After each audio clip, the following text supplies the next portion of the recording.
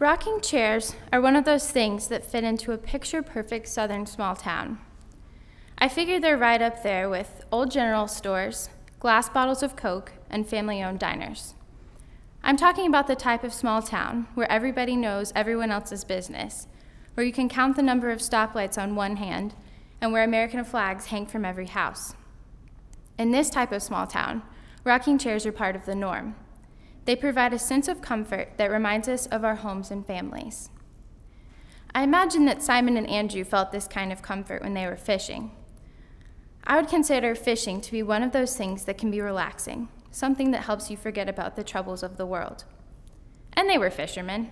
It's not like I went out there and tried to catch a few fish myself. They knew what they were doing. It was their living. When I read this scripture, I imagine it was probably a pretty peaceful scene for the most part.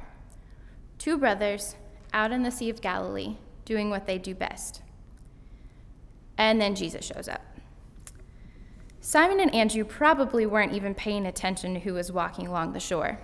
My guess is that they were so consumed in what they were catching that it really didn't matter who was out there.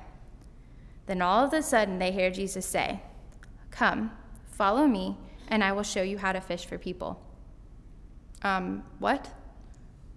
They were the fishermen, right? So why is Jesus telling him he'll show them how to fish? And for people, if I were Simon or Andrew, my first reaction would have been, "You know I'm a fisherman, right? I do this thing for a living. I think I can handle it from here, but thank you." And then I would have kept on fishing. But not Simon and Andrew. They immediately dropped what they were doing and followed Jesus. Just left everything there, didn't bring their nets or anything.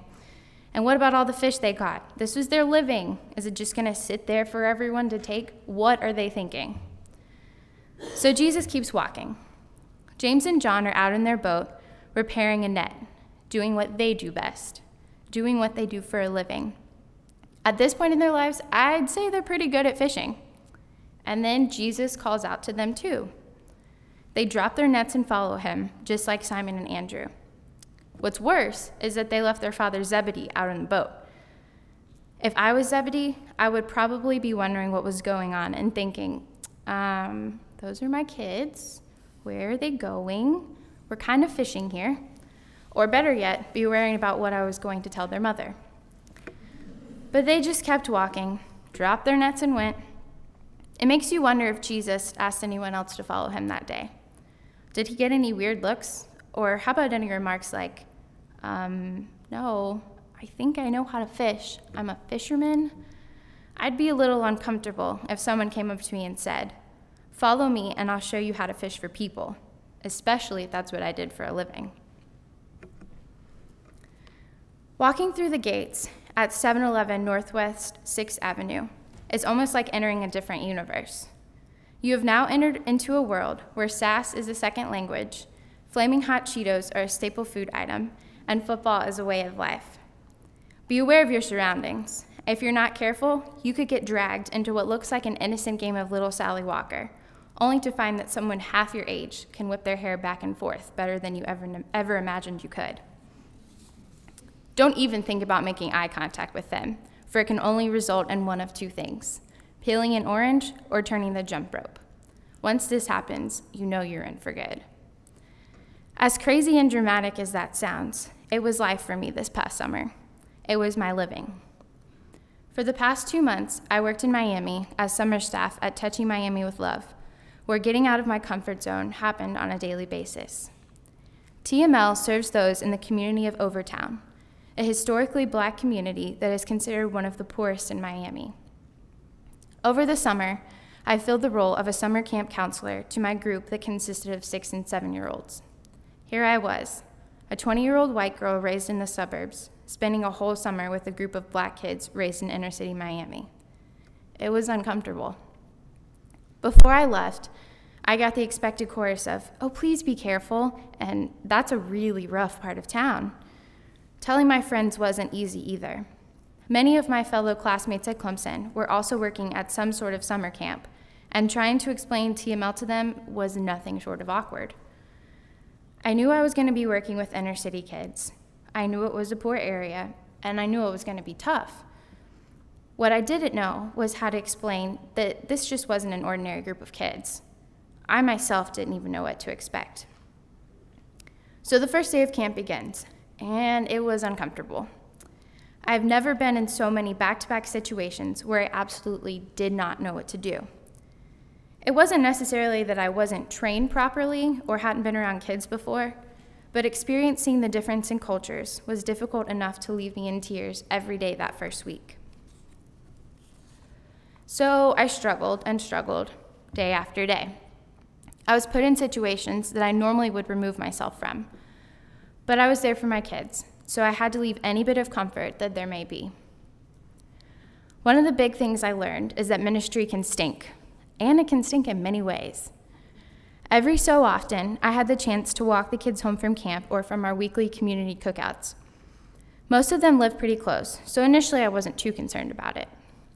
So we would walk with the kids, sing songs, tell stories, and learn more about each other as the summer went on. One afternoon, I walked with a fellow intern as she took one of her kindergartners home from camp.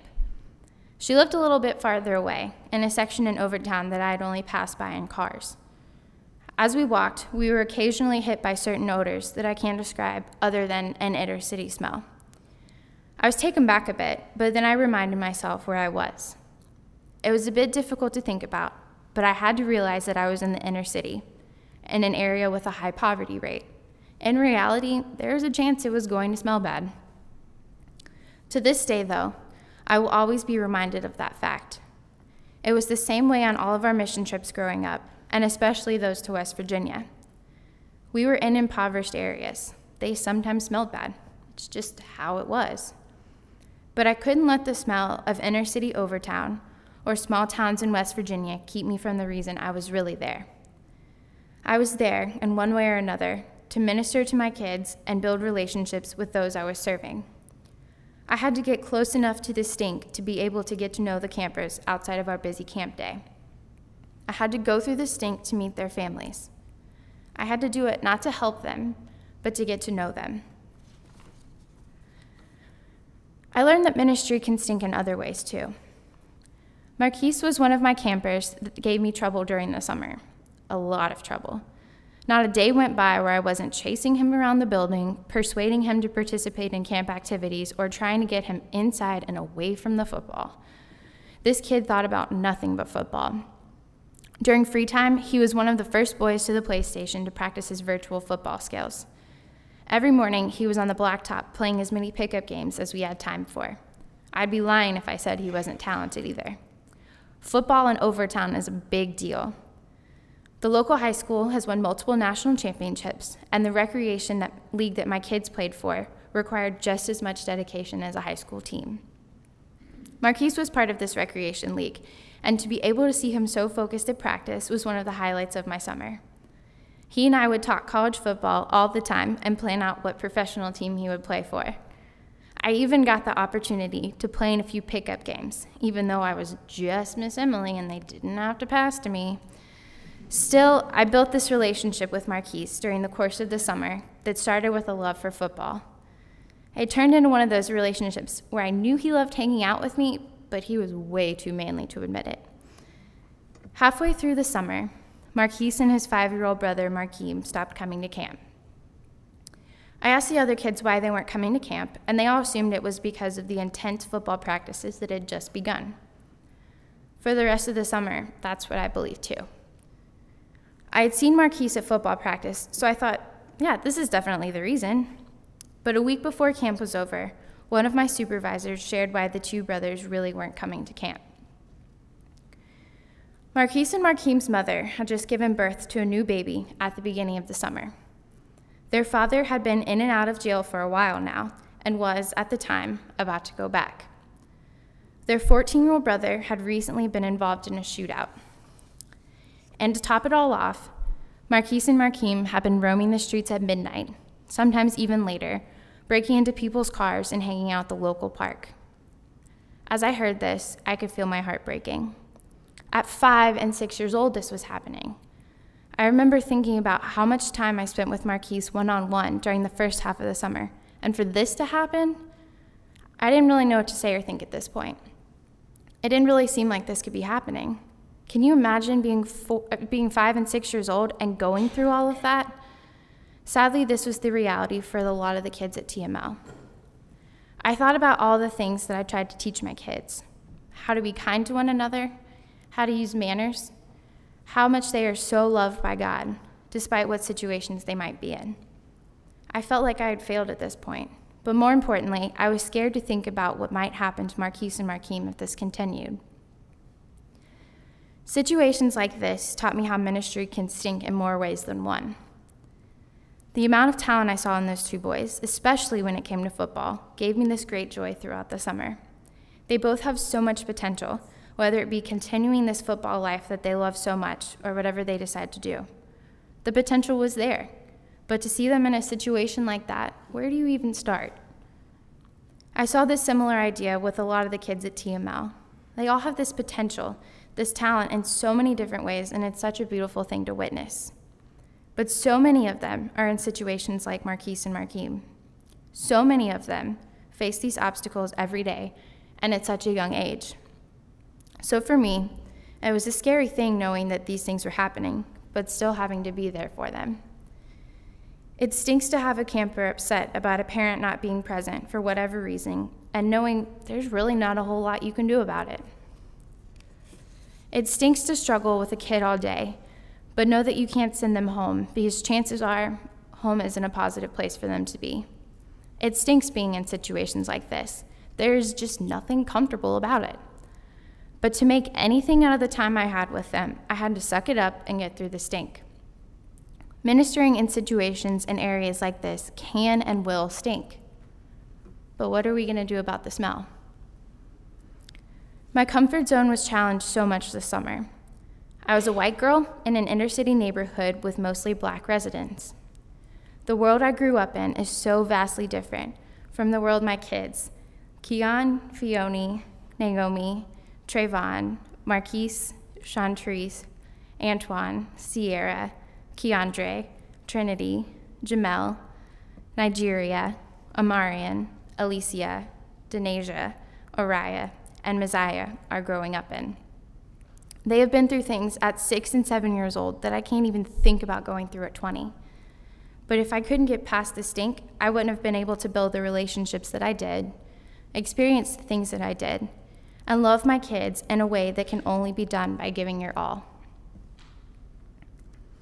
I recently started reading Shane Claiborne's book, The Irresistible Revolution. Shane begins the book by labeling himself as an ordinary radical.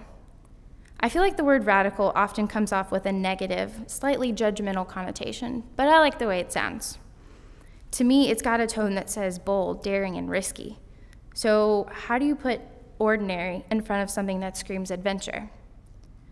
Shane explains that the word radical should not be something that is reserved for saints and martyrs, and the word ordinary should not have a connotation that revolves around contentment or dullness.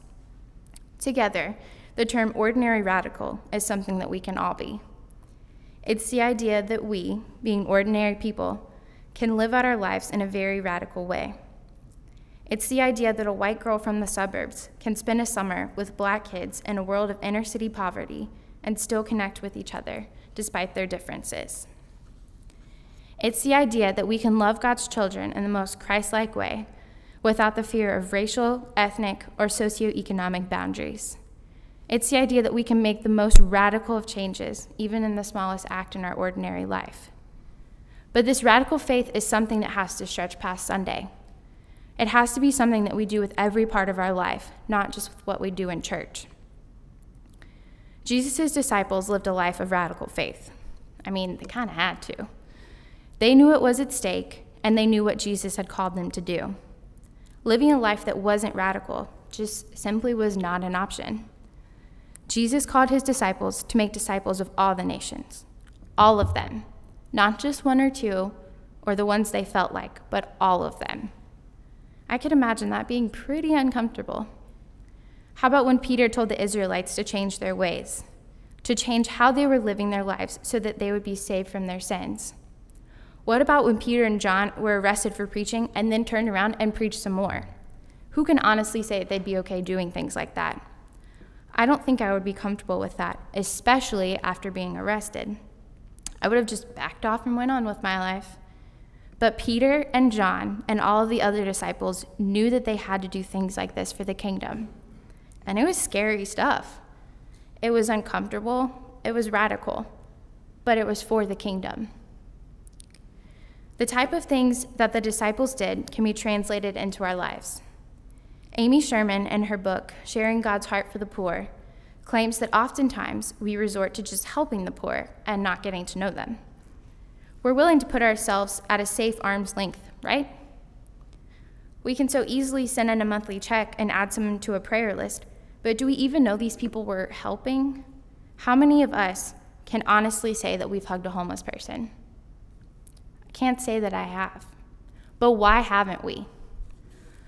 Why haven't we done something radical, something so out of our comfort zone for Christ? Are we really loving like Jesus loved, or are we picking and choosing who gets our attention? We have a chance to live our lives like the disciples did in this crazy all-in type of way. No, it doesn't have to be something monumental or something that will get you thrown in jail. But think about how we can radically live out our lives. It can be something as simple as serving a meal at Crisis Ministries with your free time, one that's outside of our regularly scheduled time, or volunteering with that organization that we so often send a check to. What about following up with a visitor phone call for that person we just promised to pray for? Or something I consider pretty radical myself.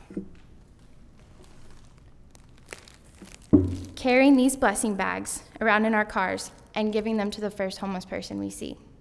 But not just giving away the bags, giving it away and then having a conversation with that person. Finding out who they are, and at the same time, probably finding out a little bit more about yourself. Because acts like these make us cringe a little bit, if we're completely honest. They make us second guess ourselves. They make us uncomfortable. Amy Sherman also writes about this idea of rocking chair kindness. She claims this type of kindness to be the type that clucks and sighs over the griefs and woes of the world and goes right on rocking, never getting up out of the chair to do something about them. I can say with 100% certainty that I've been a rocking chair Christian many times. Getting out of that chair is scary.